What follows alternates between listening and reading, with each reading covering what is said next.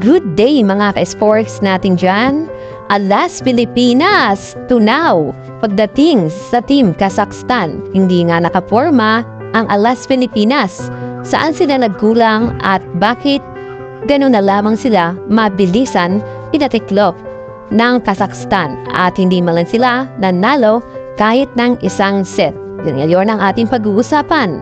Akala ng karamihan ay sobrang lakas na talaga ng Alas Pilipinas dahil sa Pool A nga ay undefeated sila pero tiklop sila ngayon sa Kazakhstan. Alamin ang buong detalye pero bago ang lahat, subscribe ka muna. I-click ang ating notification bell para lagi kang updated sa lahat ng issues sa volleyball. Susunod na!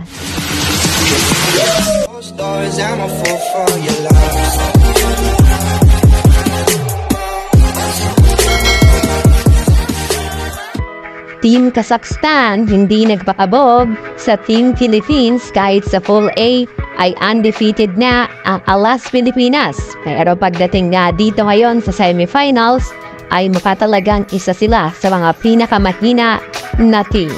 Pero okay naman dahil lumalaban naman ang Alas Pilipinas pagdating nga sa kanilang laban kontra nga sa Kazakhstan. Ngunit saan talaga nagkulang ang Alas Pilipinas at bakit sila natalo ng Kazakhstan?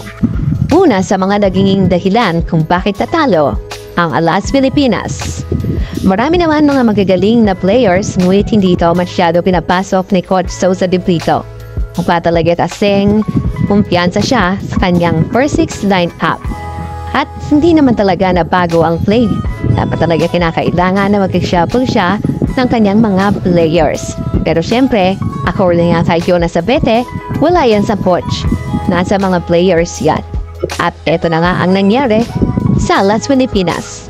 Akala nga ng karamihan at mga fans nito ay sobrang lakas na nga ng Alas Pilipinas at sila na daw ang pansabak kahit sa SEA Games.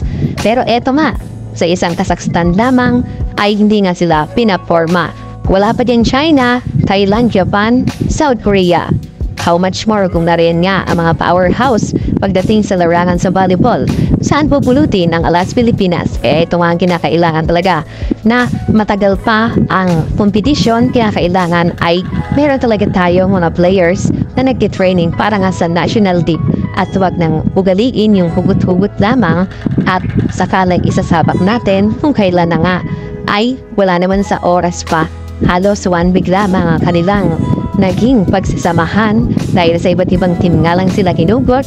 Kung kaya hindi naman talaga natin aasahan na ganun ka 100% ang kalalabasan na mananalo talaga sila sa kanilang mga laban. At ito na nga nangyari mga ka-sports kung saan nga ang akala natin malakas na Alas Pilipinas tinunaw nga ng Team Kazakhstan.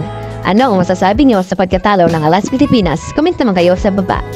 Yan muna pinakawait sa atin sa mundo ng volleyball. At para hindi ko maulit sa lahat ng issue pagdating sa larangan sa volleyball, subscribe na. Thank you so much. God bless.